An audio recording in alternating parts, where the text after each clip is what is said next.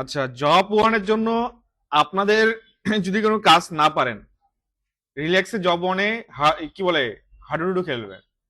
যা পারেন যেমন আছে ডেমোটা দেখে কাজ করে ট্রাই করার কাজ মানে ট্রাই করবেন, যা পারেন তাই ট্রাই করবেন। জব ওয়ানটাতে এটা যেভাবে হোক, আমি সিস্টেমে যদি আমাকে কোশ্চেন দিতে পারেন তাহলে আমি আপনাদেরকে, না ওভাবে হবে না তো। জব ওয়ান করতে লাগছে মনে করেন আপনার 15 মিনিট বা 20 মিনিট লাগলো, আমার লাগে 5 মিনিটে। বুঝতে পারছি? ওই হওয়া তো হবে না। কেন, আমার আগের ব্যাচেও কি স্টুডেন্ট ছিল না? সমস্যা হচ্ছে যে দ্রুত লাগবে, কারণ এটা চেঞ্জ করতে লাগে। মনে করেন যে আমার এখন লাগবে 5 মিনিটের মধ্যে আমার কাজটা শেষ হয়ে গেছে, 24টা দিনে 24টা ভার্সন লাগবে আমার। বুঝতে পারছি? এটার জন্য তো আমার 24 মিনিট ব্যয় করতে হবে। যদি আপনি বানাইতে 24 মিনিট লাগান তাহলে তো সময়টা পাবো না, দিবে তো আধা ঘন্টা। এখন জিনিসটা দেখেন, আমাদেরকে মনে করেন যে আমরা এই যে বুস্ট্রাপ ফোল্ডারটা কোথায় আমাদের ছিল একটু আগে, এই যে বুস্ট্রাপ ফোল্ডার, এর ভিতরে আমরা এটা না, কোথায় গেল, এই যে বুস্ট্রাপ, এর ভিতরে ফাইল বানাইলাম ওয়ার্ড, কিনের ফোল্ডার বানাইলাম ওয়ার্ড বা জব ওয়ান ফোল্ডার বানাইলাম। এই ফোল্ডারটাকে আমরা ওপেন করব না, সরি, ফোল্ডারের ভিতরে গিয়ে রাইট ক্লিক করব। কি ক্লিক করব? রাইট ক্লিক করে নিউ, নিউ থেকে মাইক্রোসফট ওয়ার্ড ডকুমেন্ট ক্লিক করব। এখানে একটা নাম চাবে। কি চাবে স্যার? আপনাদের কোশ্চিনে লেখা থাকবে কি নামে সেভ করতে হবে। ওখানে হয়তো লেখা থাকতে পারে your name underscore your infographic CV. যদি ওই লেখা থাকে তাহলে ওই লিখবেন। কি লিখবেন? Your name. এখন ইওর নেম লেখা থাকলে ইওর নেম লিখবেন না, আপনার নিজের নামটা কি ওটা লিখবেন। হুম, আচ্ছা, মিম লিখতে বলছেন, লিখলাম মিম। মিম লিখলেন, আন্ডারস্কোর থাকলে আন্ডারস্কোর, স্পেস থাকলে স্পেস। তো বেশিরভাগ ক্ষেত্রে আন্ডারস্কোর থাকে, অনেকে কি করে এখানে স্পেস দিয়ে দেয়। তারপরে লেখা থাকে কি ইনফোগ্রাফিক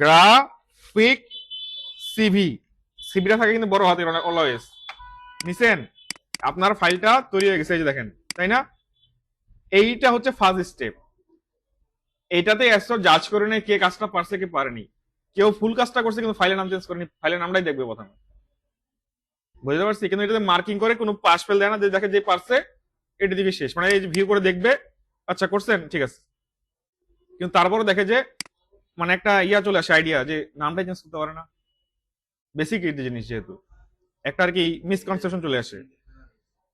এখন দেখেন, এখানে মনে করেন যে একটা সিভি আসছে, সেই সিভিটাকে যদি আপনি বানান সেক্ষেত্রে হয়তো গোল শেপ থাকতে পারে, যেখানে একটা লোকের ছবি আছে, বা চার কোনো একটা শেপ থাকতে পারে যেখানে ছবি আছে। সেটা যেমনই হোক না কেন, আমি আগের বার যে ভুলটা করছি সেই ভুলটা এবার করব না।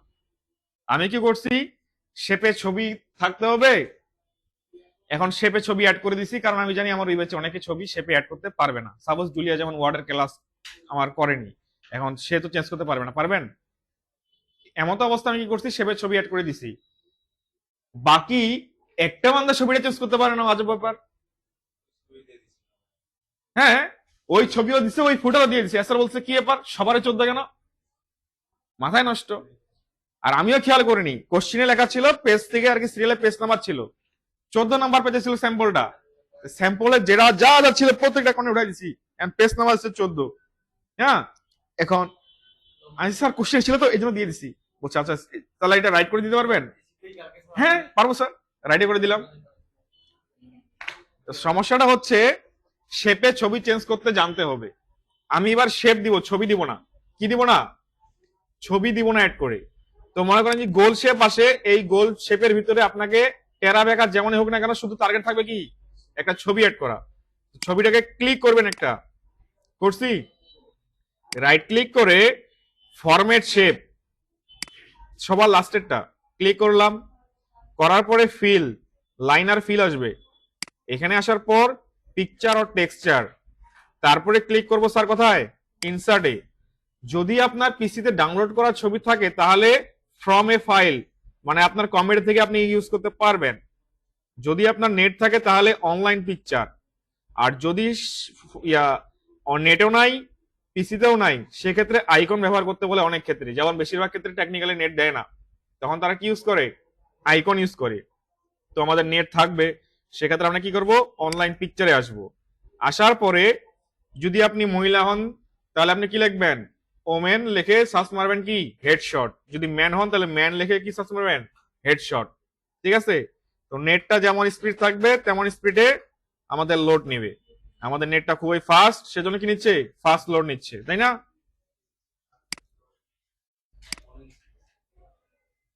চলে আসছে। এখন আমরা লিখলাম যে ম্যান হেডশট, কি লিখলাম, ম্যান হেডশট লেখার পর এখানে অনেকগুলো পিকচার আসবে, কিন্তু তারপরও যদি চান অনেকগুলো পিকচার আসুক সেক্ষেত্রে ক্রিয়েটিভ কমন্স এখানে একটা টিক দিতে হবে, দেখবেন আগের বারের চেয়ে বেশি ছবি আসছে।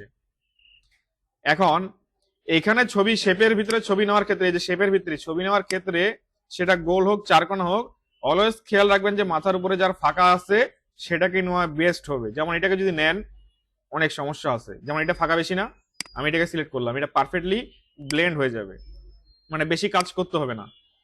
আনলাম, দেখেন আমি যদি এখন এটাকে ফিক্স করতে যাই টেরা বেঁকা আছে, আপনি যদি চান যে এটাই এনাফ পরীক্ষায় পাশ করার জন্য, এটাই আসলে এনাফ। বুঝতে পারছি?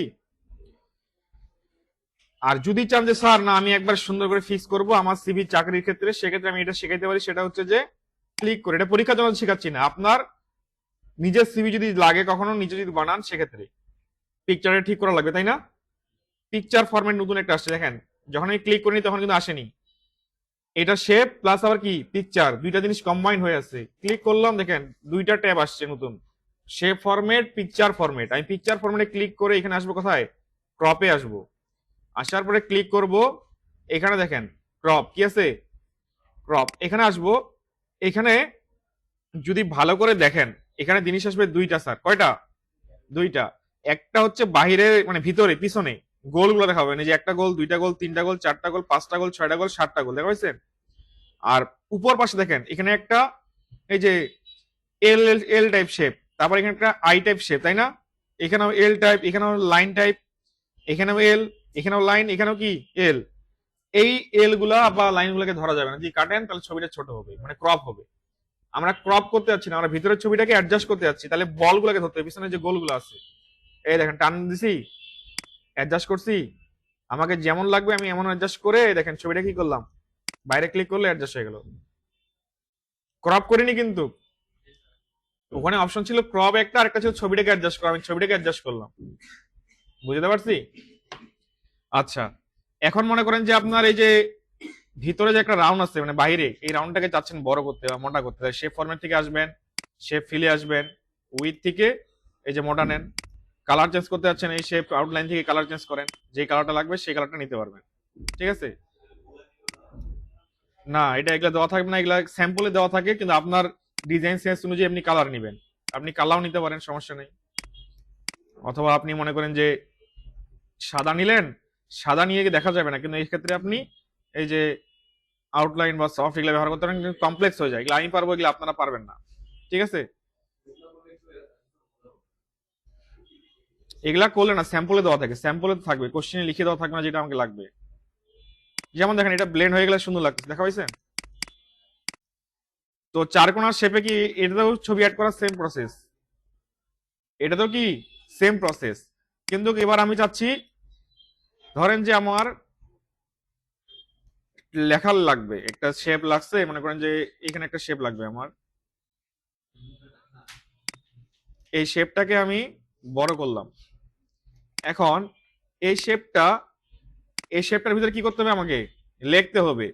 অনেকে যেই ভুলটা করে ইনসার্টে আসে টেক্সট বক্স নেয়, অথবা শেপের এখান থেকে কি করে টেক্সট বক্স নেয়, তারপরে কি লেখা শুরু করে যে জয় বাংলা।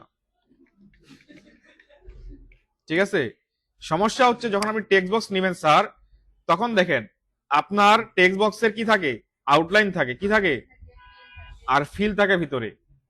এখন আমাকে কি করতে হচ্ছে, যদি আমি শুধু টেক্সট রাখতে চাই শেপ ফরম্যাটে আসতে হবে, প্রথমে আউটলাইনটাকে নান করতে হবে, তারপরে শেপ ফিলটাকে কি করতে হবে, নো ফিল করতে হবে। দেখেন এখন হইলো, তাই না?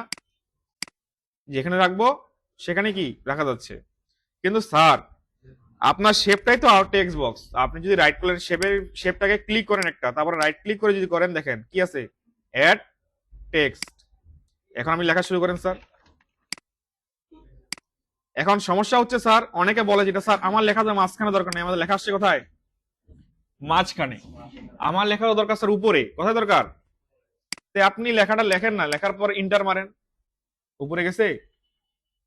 বুঝতে পারছি, এখানে যদি 50টা লাইন বা 20টা লাইন লিখতে হয় আপনাকে, তাহলে তো উপরে অটোমেটিক চলে যাবে। বুঝতে পারছি, ক্লিয়ার? মনে করেন এটাকে বড় করতে হবে, মোটা করতে হবে, করেন এটাকে টেক্সট টাইপ বড় দেন, তারপরে নিচে ছোট করতে হবে, ধরেন প্যারাগ্রাফ লিখলেন লোরেমের, বুঝছেন?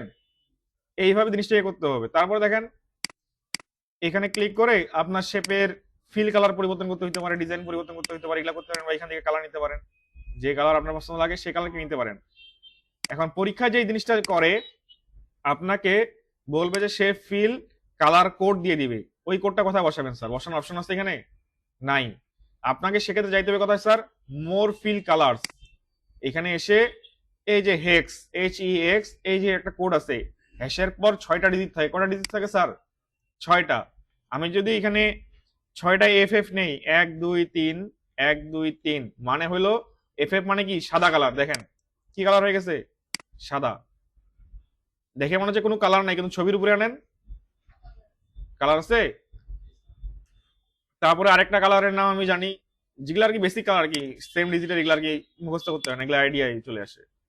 এই যে কাস্টমসে আসেন, আবার 6টা ডিজিটকে সিলেক্ট করেন, এবার লেখেন 1 2 3, 1 2 3, মানে 6টা 8 লিখলাম, এই যে ধূসর কালার, ঠিক আছে?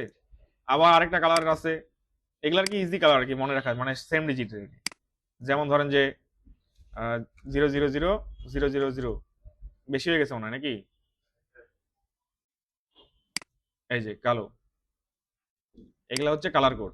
অনেকগুলো কালার কোড মুখস্থ ছিল আমার, তারপরও যেগুলো মনে থাকে লিখি। তো এইভাবে কালার কোডটা দিলে কালার কোডটা কি হয়ে যাবে। কোথা থেকে দিতে হবে স্যার? ফিল থেকে মোর কালার্স, তারপরে কাস্টমস, তারপরে হেক্স কালার, এখানে মনে থাকবে। আচ্ছা, এখন অ্যাসেসর জানতে চায় হেডার ফুটার কিভাবে বসায়। হেডার ফুটার কি স্যার? সেটা হচ্ছে আপনি যদি ইনসার্টে আসেন তাহলে দেখবেন হেডার ফুটার। হেডার মানে হচ্ছে আপনার পেজের উপরের অংশটাতে কি থাকবে, ফুটার মানে হচ্ছে আপনার পেজের A4 পেজটার নিচে কি থাকবে। তো প্রথমে হেডারটা লিখি। আপনি হেডারটাকে সিলেক্ট করে টাইপ হেয়ার যে লেখাটা আছে এটা কি করবেন? ডিলিট করে দেন, লেখেন ক্রিয়েটিভ আইটি, আইটি ইনস্টিটিউট, ঠিক আছে? এটাকে ডিজাইন করেন, মাঝখানে আনতে হবে, মাঝখানে আনলাম, বোল্ড করতে হবে, ফন্টটা চেঞ্জ করতে হবে, এগুলা হচ্ছে যে ডিজাইন।